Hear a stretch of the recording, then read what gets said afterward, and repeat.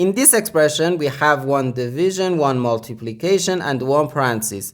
Inside this parenthesis, we have one subtraction.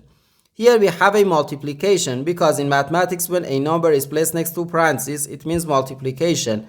And we usually don't write the multiplication sign for brevity.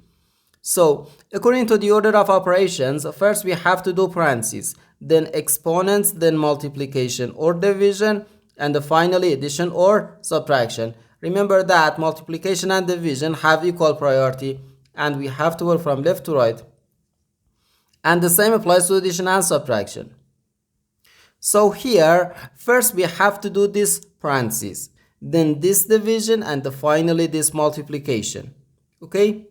Inside this parentheses, we have 4 minus 1, which equals 3.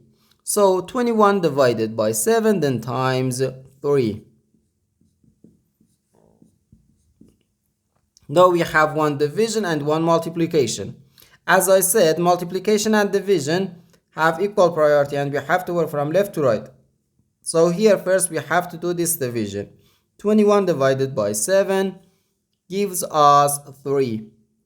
So 3 times 3, which equals 9. And this is our final answer to this problem.